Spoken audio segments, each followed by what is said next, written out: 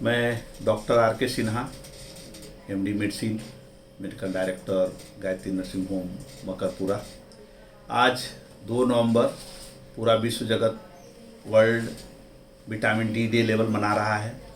इसके मनाने का एक ही कारण होता है कि विटामिन डी के बारे में अवेयरनेस फैलाया जाए, जागरूकता फैलाई जाए।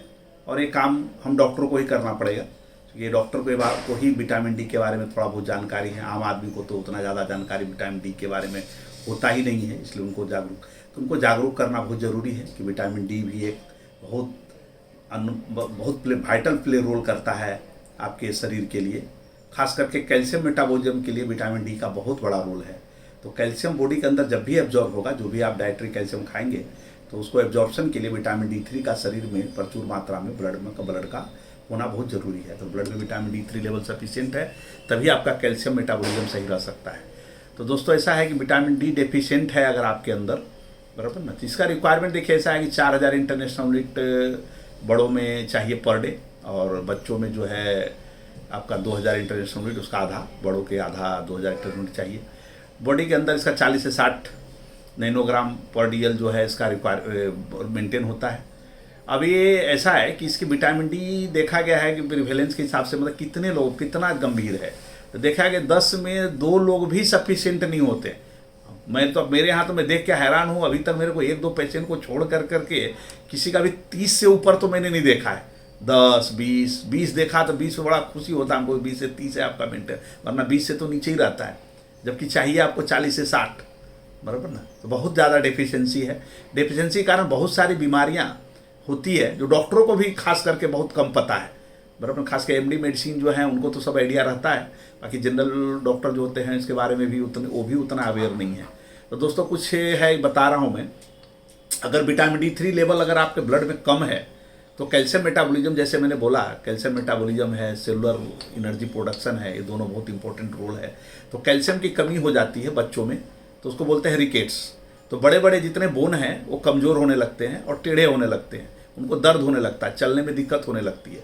यही बीमारी अगर बड़ों में हो जाए, बड़ों लेट स्टेज से मान लीजिए हुआ, तो उसको ऑस्टियोमलेशिया बोलेंगे। उसमें भी यही कहानी होगा, बड़े बड़े जितने भी बोन हैं, वो घुटन से नीचे हो, कमर से नीचे हो, हाथ में हो, ये सब हड्डियाँ दुखने लगती है, टेढ़े होने लगते हैं, और बहुत ज़्यादा असहनीय दर्द भी होता है। दिन रात बोन पेन से पेशेंट पेंशन रहता है। अगर मान लीजिए कि रिकेट्स नहीं हुआ, ऑस्टियोमलेशिया नहीं हुआ, और लेट स्टेज में अगर आपको लंबे समय तक विटामिन D3 की डेफिशिएंसी हो गई और कैल्शियम का ब्लड में लेवल कम हो गया, तो देखा गया है कि हड्डियों में से कैल्शियम जो है ब्लड के अंदर जाना शुरू हो जाता है।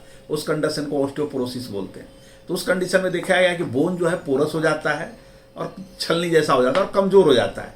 तो देखा गया अचानक खेलते खेलते, साइकिल चलाते चलाते या हल्का फल्का फ्रैक्चर हुआ, गिर गए कहीं पर, टूट गया, बराबर। इसको कभी कभी अननोटिस फ्रैक्चर भी हो जाता है, पैर के बोन में फ्रैक्चर हो जाता है, नी में अनडिस्प्लेस फ्रैक्चर हो जाता है। ऐसा कुछ हो रहा है, इसका मतलब है कि आपको इसके पहले लक्षण सब आने शुरू हो जाते हैं। बोन पेन होना, साइनटिबिया पर पेन रहेगा, चलने में आपको हिल पेन होगा, मसी में पेन होगा, इस तरह के टिंगलिंग नमनेस भी हो जाते हैं बहुत सारे लोगों को। तो ये सब चीज़ें होती है, लेकिन इग्नोर करते हैं लोग। तो ये चीज़ें हो सकती है, यानी कैल्शियम मेटाबॉलिज्म से रिलेटेड अगर विटामिन D3 कम है तो होगा। तो बच्चों में जो है रिकेट्स होगा, उससे बड़ों में ऑस्टियोमलेशिया होगा, जिससे बोन कमज़ोर होता है, और लास्ट में एडल्ट स्टेज में, ओल्ड एज में ऑस्टियोपोरोसिस होता है, खासकर महिलाओं में ज़्यादा देखा गया है। इसके बाद दूसरा है, इसमें जो है रोल विटामिन D3 प्ले करता है टाइप 2 डायबिटीज में। अगर डायबिटीज में देखा गया है कि जिनका विटामिन D3 लेवल कम है उनको डायबिटीज ज़्यादा है। तो विटामिन D3 क्या करता है, इंसुलिन सेंसिटिविटी को बढ़ा देता है, और बीटा सेल जो पेंक्रियाज के अंदर पाया जाता है उसमें इंसुलिन का सीक्रेशन बढ़ा देता है। उससे क्या होता है, अगर आप प्री डायबिटिक में हैं और विटामिन D3 लो है, तो अगर विटामिन D3 का आपने सप्लीमेंट बराबर किया, बराबर ना, जिस तरह से भी अगर देखा गया, तो उसमें टाइप 2 डायबिटीज आपका लेट हो जाता है, आपका ऑनसेट नहीं हो पाता और आपको दवा की जरूरत नहीं पड़ती है। तीसरा इसका जो सबसे इम्पोर्टेंट है इसके अलावा विटामिन D3 का, स्किन डिजीज में बहुत अच्छा रोल है इसका।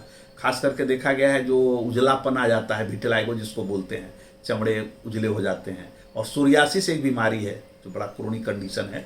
तो उस कंडीशन में भी देखा गया है कि विटामिन D3 की मात्रा बढ़ाने से उस बीमारी को कंट्रोल करने में डॉक्टर को बहुत सारा हेल्प मिलता है। अगर विटामिन D3 कम है तो बहुत बार ऐसा होता है दवाई की मात्रा बढ़ जाती है और वो अच्छे से कंट्रोल नहीं होते। तीसरा है कैंसर भी देखा गया है, मुख कैंसर है, कोलोरेक्टल कैंसर, खासकर प्रोस्टेट कैंसर, फीमेल में ब्रेस्ट कैंसर, इन सब कैंसरों में भी देखा गया कि विटामिन D3 बहुत लो मात्रा में रहता है। अगर विटामिन D3 के लेवल को बढ़ाया जाए तो कैंसर की जो प्रोग्रेशन है, जो बहुत तेज़ी से बढ़ रहा है, उसको थोड़ा अटकाया जा सकता है, उसको कम किया जा सकता है, बराबर ना। तो ये सब चीज़ों को बढ़ा देने से आपको प्रोस्टेट कैंसर में भी बचाव मिलेगा। दूसरा इसमें है कि ब्रोंकियल अस्थमा। ब्रोंकियल अस्थमा देखा गया कि जिनको भी अस्थमा का होता है, जिसमें बहुत ज़्यादा सीवियर अस्थमा होता है और जिनको बार बार होता है, तो वो देखा गया कि विटामिन D3 का लेवल कम रहता है। अगर विटामिन D3 का लेवल आप 50 के आसपास, 40 से ऊपर रखते हैं तो उनमें जो है सिविरिटी भी कम होती है और उनके जो रिकरेंस रेट हैं ये सब कम होता है। दूसरा है से मेंटल हेल्थ। देखा गया जिसको विटामिन D3 की कमी जिसमें ज़्यादा पाई गई है, उनको नींद कम आता है, एंजाइटी कम हो जाता है, डिप्रेशन भी आता है, बराबर ना। इस तरह की चीज़ें हैं, एंजाइटी, डिप्रेशन, इंसोमनिया, इन सब दर्दियों को भी देखा गया कि विटामिन D3 कम रहता है। जब उनको विटामिन D3 दिया गया, विटामिन D3 लेवल बढ़ाया गया तो एंजाइटी कम हो गई, उनके डिप्रेशन कम हो गए, उसको माथा दर्द, शरीर में दर्द, खाने की रुचि नहीं रहना, बराबर ना, ये सब चीज़ें, घबराहट होना, ये सब चीज़ें कम हो गई। और दूसरा है कि थायराइड के केसों में भी कैल्शियम की कमी होती है, तो कैल्शियम की कमी में देखा गया है कि थायराइड के साथ साथ विटामिन D3 भी कम है। तो जैसे हमने विटामिन D3, बहुत बार क्या होता है कैल्शियम हम लोग सप्लीमेंट कर रहे हैं, विटामिन D3 पर ध्यान नहीं है, तो अगर विटामिन D3 नहीं रहेगा तो कैल्शियम एब्जॉर्ब नहीं होगा, तो विटामिन D3 कराते तो कम पाया जाता है। जैसे विटामिन D3 लेवल को मेंटेन किया, कैल्शियम लेवल अपने आप मेंटेन हो गया। क्योंकि आपका जो डाइटरी कैल्शियम है, हम कैल्शियम की दवा भी खिलाएंगे, आपको डाइट से भी कैल्शियम लेंगे तो भी आपका बॉडी एब्जॉर्ब नहीं कर पाएगा विदाउट विटामिन D3। तो कैल्शियम के एब्जॉर्प्शन के लिए विटामिन D3 का ऑप्टिमम लेवल पर ब्लड में होना बहुत ही ज़रूरी है। पर एक छिपा हुआ पार्ट है आइसबर्ग की तरह, जो लोग बहुत कम लोगों को जानकारी है। दूसरा इसमें क्या है कि विटामिन D3 में कि हार्ट अटैक और स्ट्रोक, इन दोनों, एम्बोलिक स्ट्रोक, इन दोनों में देखा गया है कि इसमें विटामिन D3 वालों जिसके कम रहते हैं उसमें ज़्यादा पाया जाता है। कारण कि इसका सबसे बड़ा वाइटल रोल है कि इंडोथीलियल ब्लड वेसल्स के अंदर की नली की जो अंदर की परतें हैं, वो जब हार्ड होती है ना, तभी एम्बोलिक स्ट्रोक वहाँ से छूटता है और जाकर मगज में फंसता है, तो उसको स्ट्रोक बोलते हैं। हार्ट में फंसता है तो हार्ट अटैक होता है। तो उसको मुलायम रखता है, उसके इलास्टिसिटी को मेंटेन करता है ताकि वो टूटे नहीं, इजिली फर्जाइल ना हो। यानी ब्लड वेसल्स के अंदर की जो पार्ट है जिसको इंडोथीलियम बोलते हैं, उसकी इलास्टिसिटी को मेंटेन करता है, जिससे आपका ब्लड प्रेशर मेंटेन रहता है, बराबर ना। आपको डायबिटीज को भी कंट्रोल करता है विटामिन D3। स्किन में देखिए कैंसर को भी ब्लॉक करता है, स्किन डिजीज को भी कम करता है, अस्थमा को भी कंट्रोल करता है, और बोन का जैसे मैंने बताया रिकेट्स, ओस्टोमलेसिया, ऑस्टोपोरोसिस, इन सबों को भी कम करता है। तो आप खाली विटामिन D3 की मात्रा की जानकारी लेकर करके आप इन सब चीज़ों से बच सकते हैं। और दोस्तों ऐसा है कि विटामिन D3 आपको मुफ्त में मिलता है, आपको खाली जानकारी की जरूरत है कि नहीं है। नहीं है तो भी मैं बोलता हूँ आज के बाद से आप खाली धूप में निकलना शुरू कर दें, आधा से 1 घंटा मैक्सिमम, सप्ताह में 2, 3 या 4 दिन, बराबर ना। इंडिया में तो बहुत अच्छा धूप का है, जहाँ पर जो पोल पे हैं, नॉर्थ पोल, साउथ पोल में, उनको थोड़ा दिक्कत है, बराबर ना, उनको उतना सन एक्सपोजर नहीं होता, और जो होता भी है तो बहुत लाइट एक्सपोजर सन होता है। तो इसमें क्या है, अल्ट्रा वायलेट UV रे जो निकलता है वो 3 गुना जब अपना इंडेक्स ज़्यादा रहे धूप में, तभी इसका फ़ायदा ज़्यादा होता है। और ख़ास करके जो चमड़ा जिनका ब्लैक है, उनको ज़्यादा देर तक धूप में रहना चाहिए ताकि विटामिन D3 ज़्यादा एब्जॉर्ब हो सके धूप में से। तो इसमें देखा गया 10 से 4 का जो समय है वो सबसे बढ़िया माना गया है, और इंडिया में इतना सफिशिएंट है। 10 से 4 के बीच में अगर आप आधा घंटा, 1 घंटा अगर आप धूप में निकलते हैं सप्ताह में 3-4 दिन तक, आपको विटामिन D3 आराम से मिल जाएगा।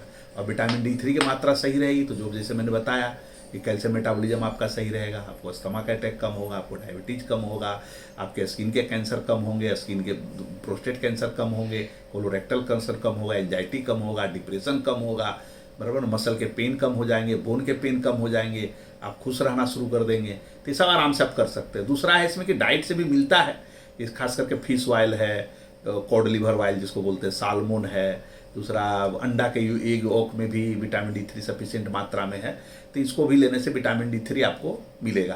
तो इन सबों को करके आप विटामिन D3 लेवल को मेंटेन कर करके इन सब बीमारियों से आप बच सकते हैं, बराबर ना। बहुत बहुत धन्यवाद। आज वर्ल्ड विटामिन डे के लेवल पर मैंने उपस्थित हुआ था इस जानकारी के लिए।